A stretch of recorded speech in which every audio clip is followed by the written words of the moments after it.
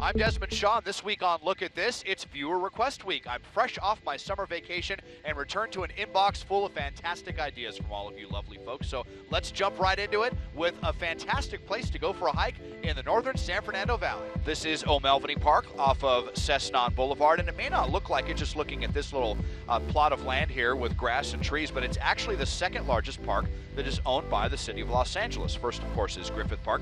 This park about 675 acres and named after Henry O'Melveny. That was one of the original members of the State Parks Commission, and it was actually his son John who bought most of this land in the 1930s for a weekend retreat. He was a pretty prominent lawyer, but he donated half the land to the city of Los Angeles in the 1970s. The city bought the other half of the land for about $450,000. And you're not going to find basketball courts, tennis courts, or anything like that at this park. This park is all about hiking. These trails that go back here into Bee Canyon, all different levels of skill, but you go up to about 3,000 feet and get some excellent views of the San Fernando Valley, especially off of Mission Point. It's also a great place to do some bird watching. The San Fernando Valley Audubon Society hosts monthly guided and free bird walking tours that go all up and down the trails of the park. And here in the Santa Susana Mountains, there's also lots of wildlife that live around here. Black bears, mountain lions, gray foxes, turkey vultures, and salamanders, just to name a few. The park has survived several fires,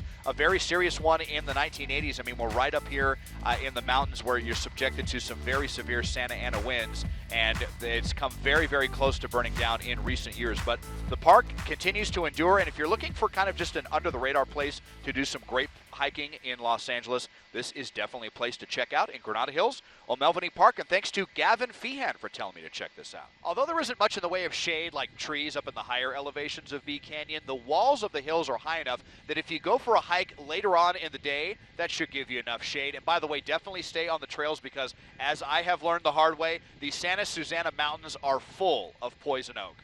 Next up, it's getting awfully hot in Southern California. We all know the best way to beat the heat is to flee to the coast, but what about for your four-legged friends? Where can you bring them as well? Well, how about this great little spot in Long Beach? This is Rosie's Dog Beach in Long Beach, and hard to believe, but this is the only beach in Los Angeles County where it's okay for your dog to be off-leash. So this was all basically thanks to Justin Rudd, a local resident who back in 2001 asked the city of Long Beach if they could try having some special events just once a month where they would let dogs run around off leash. The city agreed. There was some community opposition to this. They were afraid the dogs were just going to kind of create a mess on the beach, but they went forward with it, and it was so successful that Long Beach declared this an official off-leash dog beach in 2003. So it's a little more than a 3-acre area. It's between Granada Avenue and Roycroft Avenue. It's very close to Belmont Shore, and it's a very well-marked area. There's no fences along those parameters, but there are some cones to let you know where it's okay to have your dogs, and it's okay from 6 a.m. until 8 p.m. every day of the year. And there's definitely some other rules to this beach which you're going to want to learn. rosiesdogbeach.com to learn more. And it was named after Justin's English bulldog, Rosie, who was the inspiration for this fun place to bring your four-legged friend, especially now it's summertime. It's getting pretty hot out there. A fantastic place to come cool off. Rosie's Dog Beach here in Long Beach. Now, there had been an idea to turn Cabrillo Beach in San Pedro into an off-leash dog park, but that hasn't really gone anywhere in recent years. Now, you could head south to Huntington Beach. There's a great dog beach there that is a lot bigger. My dog, Duke, absolutely loves that beach, but the parking lot is pretty small, so that could be kind of tricky. You can also head to Leo Carrillo Beach in northern Malibu.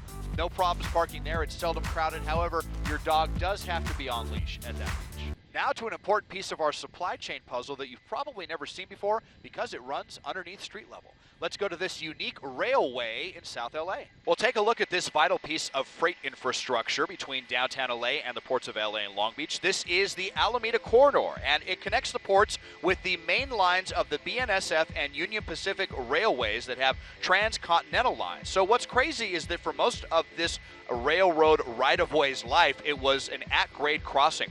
200 street-level crossings with the original tracks. You can still see some of them here in the middle of Alameda. It was a disaster for people trying to cross the street. It was especially hard for emergency responders that might have to cross Alameda. So the ports of Long Beach actually bought the original right-of-way from Southern Pacific Railroads in 1994 for $235 million with the idea of upgrading this to an express system. And you can see now half of the 20 miles, so 10 of the 20 miles, have been upgraded to this below street level trench, 33 feet deep, 50 feet wide, and contains 3 different sets of tracks, which makes it not only great for motorists trying to cross, but for the trains as well. They can go faster. They don't have to blow their horns when they travel through neighborhoods.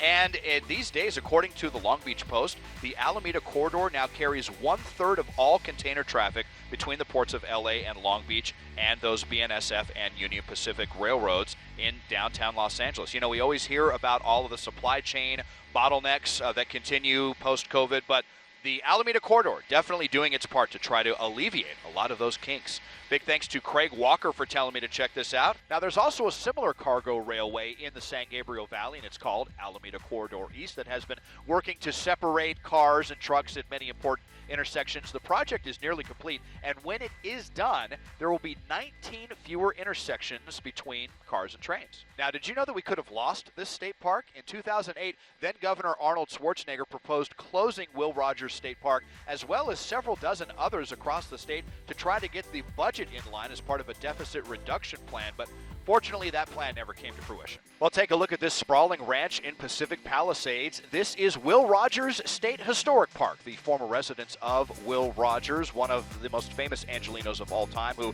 in the early 20th century was not only Hollywood's highest paid actor, he was also known as America's most beloved citizen. He bought this 300-acre ranch just north of Sunset Boulevard and constructed what you could call a cowboy's dream. You have not just that ranch house down there, but you have stables, corrals, a riding ring up here.